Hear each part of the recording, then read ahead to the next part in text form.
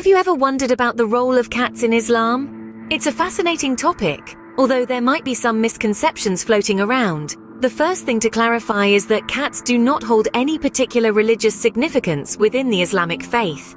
They don't bring luck or misfortune, and they aren't associated with any specific religious symbols or rituals. However, they are regarded as creations of Allah, deserving of mercy and kindness, just like all other creatures.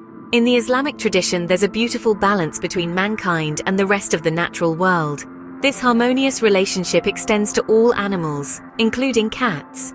It's not unusual to find cats roaming freely in many Muslim communities, living side by side with people, and being treated with the same respect and care as any other creature. This understanding is deeply rooted in the teachings and practices of Islam, which emphasize the importance of compassion and kindness to all of Allah's creations. Now you might be wondering, what about the Prophet Muhammad? Did he have anything to say about cats? Indeed he did.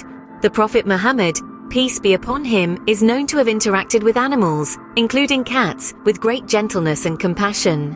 While these interactions don't hold significant religious importance, they do serve as examples of the Prophet's humility and kindness, qualities that Muslims strive to embody in their daily lives. Cats, in the Islamic perspective, are more than just pets. They are companions, helpers in controlling pests, and a reminder of the beauty and diversity of Allah's creations.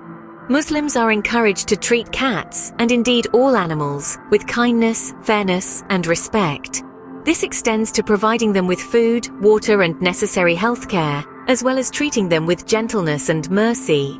So while cats may not hold a specific religious significance, they indeed play a role in the daily lives of many Muslims. They serve as a reminder of the importance of kindness, compassion, and respect for all of Allah's creations, principles that are deeply rooted in the Islamic faith. You might be intrigued to know that the Prophet Muhammad, peace be upon him, did have interactions with cats. One such account from the Hadith, the collection of traditions containing sayings of the Prophet, tells us about a cat who had fallen asleep on the Prophet's robe. When it came time for the Prophet to attend prayers, instead of disturbing the slumbering feline, he chose to cut off a piece of his robe. This story highlights the Prophet's deep respect and kindness for all creatures, including cats. In another instance, a cat saved the Prophet from a deadly snake. The cat spotted the snake hiding in the sleeve of the Prophet's robe and immediately pounced on it, killing the snake and protecting the Prophet. This anecdote not only underscores the Prophet's affinity for cats, but also the protective nature of these agile creatures. There's also the story of the Prophet's favorite cat, Mu'ezza. It is said that once when the call to prayer was made, Mu'ezza was asleep on one of the Prophet's sleeves. Instead of waking her, he simply cut off the sleeve to avoid disturbing her sleep.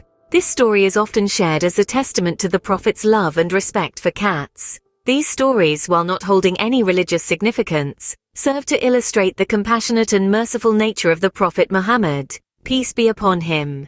They demonstrate his appreciation for the natural world and all of Allah's creatures, reinforcing the Islamic principle of showing kindness and mercy to all living beings, cats included. And so we find that cats, while not holding any specific religious significance in Islam, are viewed as creatures to be treated with kindness, respect, and mercy.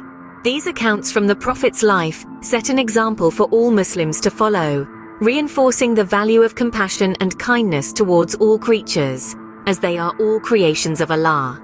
These stories demonstrate the Prophet's mercy and kindness, setting an example for all Muslims to follow. But how are cats treated in Muslim households today? Cats, like any other pets, hold a special place in the hearts of many Muslim families. They are not just animals but companions, members of the household, and sometimes even considered as part of the family. Their soft purring is a soothing sound, a sense of comfort after a long day. Their playful antics can bring joy and laughter, lightening the mood of the home. In many Muslim households, you'll find cats playing various roles. They are companions providing comfort, sources of amusement with their playful behaviors, and even helpers in controlling pests. Yes, their natural instincts to hunt can be quite beneficial in keeping the house free from unwanted critters like mice. But it's not just about what the cats can offer. Islam teaches its followers to treat all creatures with kindness and fairness. This principle is well reflected in the way Muslims treat their feline friends. They ensure that their cats are well fed, have access to clean water, and receive proper health care. It's not uncommon to see Muslims sharing their own meals with their cats, ensuring they don't go hungry. And it goes beyond physical well-being. Cats are treated with gentleness, their dignity respected.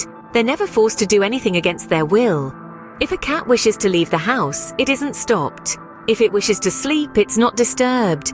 This gentle and considerate treatment stems from the teachings of Prophet Muhammad, peace be upon him, who treated animals with kindness and compassion. However, it's important to note that while cats are loved and cherished, they do not hold a religious significance in Islam. They are creatures of Allah just like any other, and are to be treated with kindness, mercy, and fairness. So whether it's a playful kitten prancing around the house, or a quiet old cat snoozing in the sun, they are more than just pets in Muslim households. They are companions, treated with the love, respect, and care they deserve. Muslims, therefore, are encouraged to treat their feline friends with compassion and care. So how does Islam guide Muslims in taking care of their pets, especially cats? Well, there's no specific rulebook or guidelines written down in the Holy Quran or Hadith about pet care, but the general principles of kindness, mercy, and justice apply to all creatures, including our feline friends. Remember, Islam teaches that all creatures are creations of Allah and deserve mercy and kind treatment. This extends to our pets as well. The Prophet Muhammad, peace be upon him, set an example by treating animals with gentleness and compassion, and this is a model that Muslims strive to follow. When it comes to the practicalities of keeping pets, Muslims are guided by the same principles that govern all aspects of their lives. They are encouraged to provide for the needs of their pets, ensuring they have enough food and water, and adequate shelter. Pets, like cats, depend on their human caregivers for their well-being. As such, it's important to provide them with necessary health care. Regular visits to the vet, timely vaccinations, and prompt treatment when they're ill are all part of responsible pet ownership. Beyond these physical needs, pets also require kindness and companionship. They shouldn't be neglected or left alone for long periods. Playtime, attention, and affection are essential for their emotional well-being. After all, pets are not just possessions. They are living beings that can feel pain and emotions. Islam also discourages cruelty towards animals. It's not acceptable to mistreat pets, cause them unnecessary pain, or neglect their needs. Even when it becomes necessary to end a pet's suffering, it should be done in the most humane way possible. So, while there are no specific instructions about pet care in the Quran or Hadith, the principles of kindness, mercy, and justice guide Muslims in their interactions with animals. Pets are seen as Allah's creations, deserving of care and compassion. Thus, owning a cat or any pet in Islam isn't just about companionship, it's also a responsibility. In conclusion, let's revisit the role of cats in Islamic culture. It's a fascinating journey, isn't it? From the Prophet Muhammad's interactions with cats to the ways in which Muslims today welcome these graceful creatures into their homes, it shows us that in Islam, cats are not just pets, but also living beings deserving of respect, kindness, and care.